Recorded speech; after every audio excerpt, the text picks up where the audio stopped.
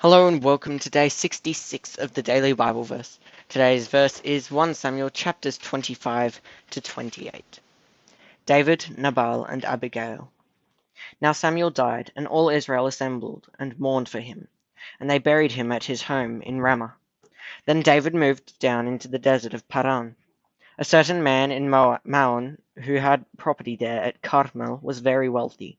He had 1,000 goats and 3,000 sheep, which he was shearing in Carmel. His name was Nabal, and his wife's name was Abigail. She was an intelligent and beautiful woman, but her husband was surly and mean in his dealings. He was a Calebite. While David was in the wilderness, he heard that Nabal was shearing sheep. So he sent 10 young men and said to them, "Go up to Nabal at Carmel and greet him in my name. Say to him, 'Long life to you, good health to you and your household, and good health to all that is yours.' Now I hear that it is sheep shearing time. When your shepherds were with us, we did not mistreat them, and the whole time they were at Carmel nothing of theirs was missing. Ask your own servants, and they will tell you. Therefore be favorable towards my men, since we come at a festive time. Please give your servants and your son David whatever you can find for them."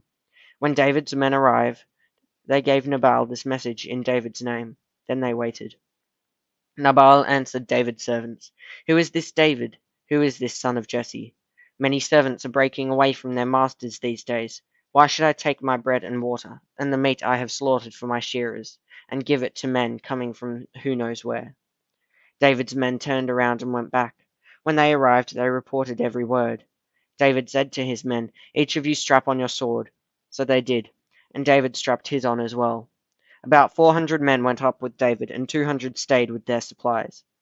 One of the servants of Abigail, Nabal's wife, David sent messengers out from the wilderness to give our master his greetings, but he hurled insults at them.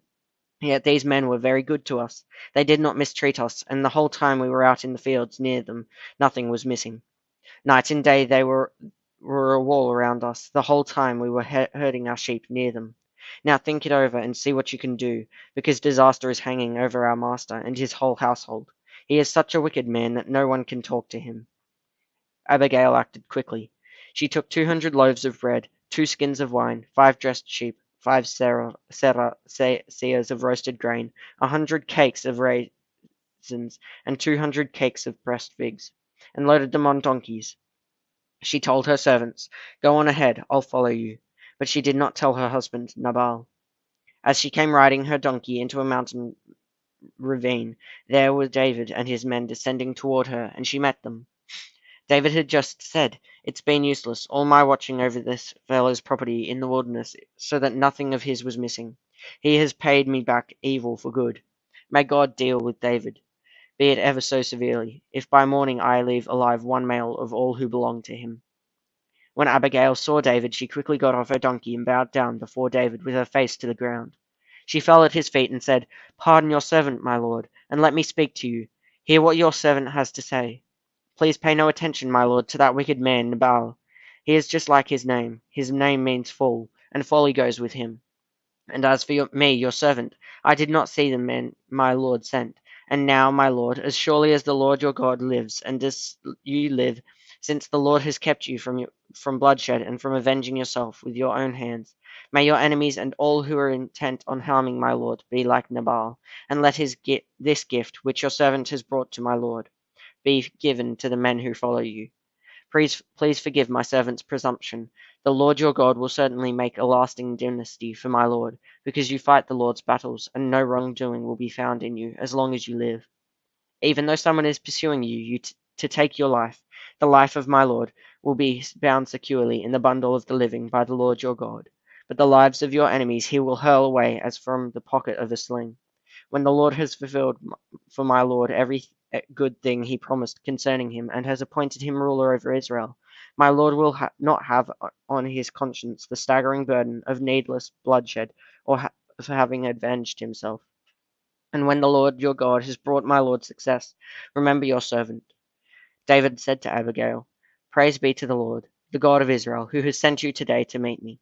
May you be blessed for your good judgment, and for keeping me from bloodshed this day, and from avenging myself with my own hands. Otherwise, as surely as the Lord, the God of Israel lives, who has kept me from harming you, If you had not come quickly to meet me, not one male belonging to Nabal would have been left alive by daybreak." Then David accepted from her hand what she had brought with him and said, "Go home in peace. I have heard your word and granted your request." When Abigail went back to Nabal, he was in the house holding a banquet like that of a king. He was in high spirits and very, very drunk. She told him nothing at all until daybreak. Then in the morning, when Nabal was sober, his wife told him all these things, and his heart failed him, and he became like a stone. About 10 days later, the Lord struck Nabal, and he died. When David heard that Nabal was dead, he said, "Praise be to the Lord, who has upheld my cause against Nabal for treating me with contempt. He has kept his servant from doing wrong, and has brought Nabal's wrongdoing down on his own head." Then David sent word to Abigail, asking her to become his wife. His servants went to Carmel and said to Abigail, "David has sent us to you to take you to become his wife." She bowed down with her face to the ground and said, "I am your servant and am ready to serve you and wash the feet of my lord's servants." Abigail quickly got on a donkey and, attended by her 5 female servants, went with David's messengers and became his wife. David also married Ahinoam of Jezreel, and they both were his wives. But Saul had given his daughter Michal, David's wife, to Paltiel, son of Laish, who was from Galim. David again spares Saul's life. The Ziphites went to Saul at Gibeah and said, "Is not David hiding in the hill of Hakilah, which faces Jeshimon?" So Saul went down to the desert of Ziph with his 3,000 select Israelite troops and search there for David. Saul made his camp beside the road on the hill of Hakilah, facing Jeshimon, but David stayed in the wilderness. When he saw that Saul had followed him there, he sent out scouts and learned that Saul had definitely arrived. Then David set out and went to the place where Saul had camped. He saw where Saul and Abner, son of Ner, the commander of the army, had laid down. Saul was lying inside the camp, with the army encamped around him. David then asked Ahimelech the Hittite and Abishai, son of Zeruiah, Joab's brother, "Who will go down into the camp with me to Saul?" "I will go with you," said Abishai. So David and Abishai went to the army by night, and there was Saul lying asleep inside the camp with a spear stuck in the ground near his head. Abner and the soldiers were lying around him. Abishai said to David, "Today God has delivered your enemy into your hands. Now let me pin him to the ground with one thrust of the spear. I won't strike him twice."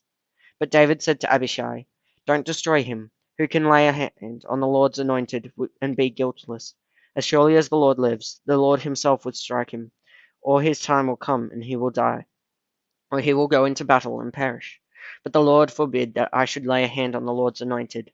Now get the spear and water jug that are near his head, and let's go." So David took the spear and water jug near Saul's head, and they left.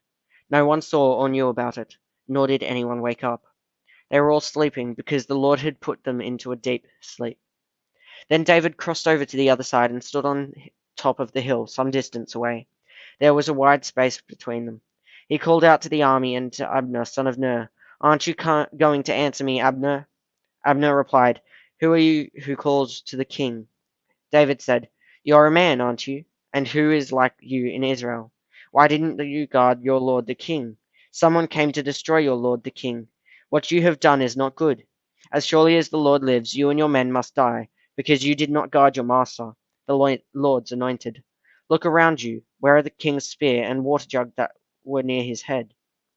Saul recognized David's voice and said, "Is that your voice, David, my son?" David replied, "Yes, it is, my lord the king." And he added, "Why is my lord pursuing his servant? What have I done, and what wrong am I guilty of? Now let my lord the king listen to his servant's words. If the Lord has incited you against me, then may he accept an offering. If, however, people have done it, may they be cursed before the Lord. They have driven me today from my share in the Lord's inheritance, and have said, 'Go serve other gods.' Now do not let my blood fall to the ground, for I far from the presence of the Lord. The king of Israel has come out to look for a flea, as one hunts a partridge in the mountains."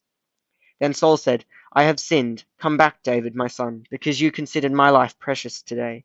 I will not try to harm you again. Surely I have acted like a fool, and have been terribly wrong."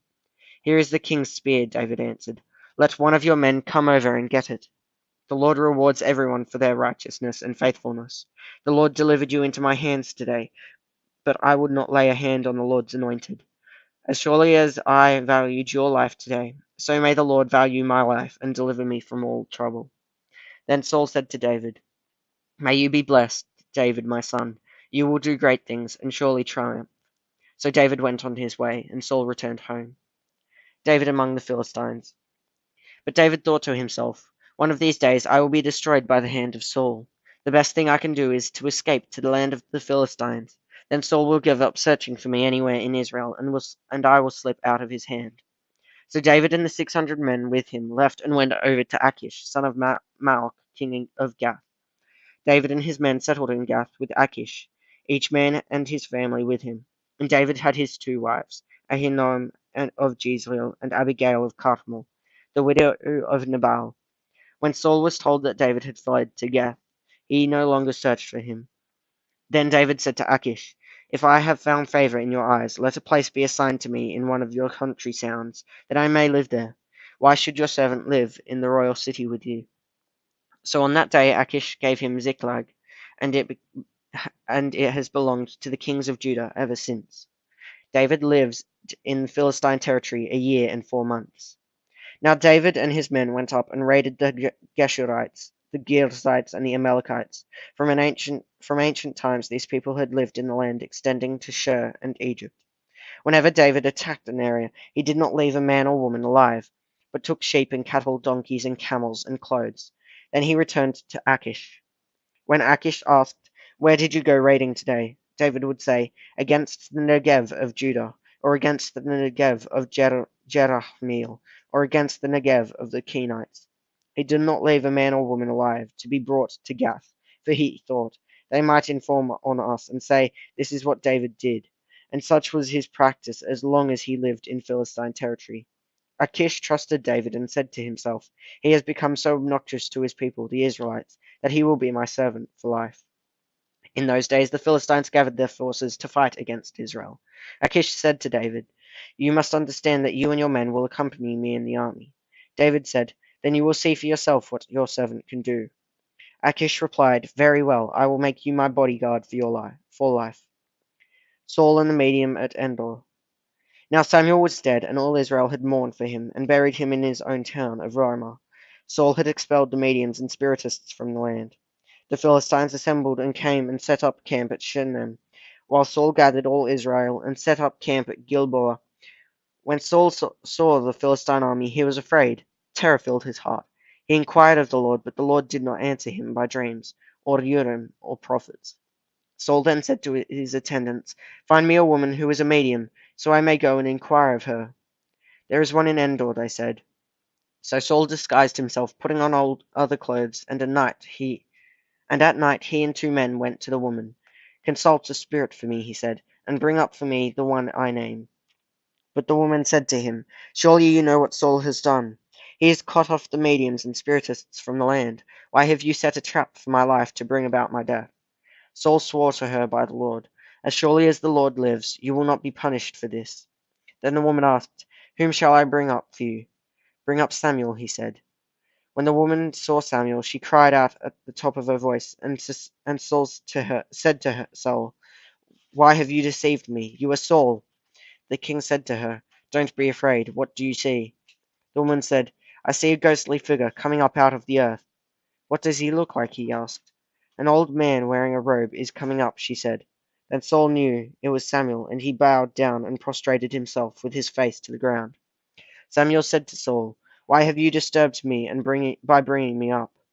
"I am in great distress," Saul said.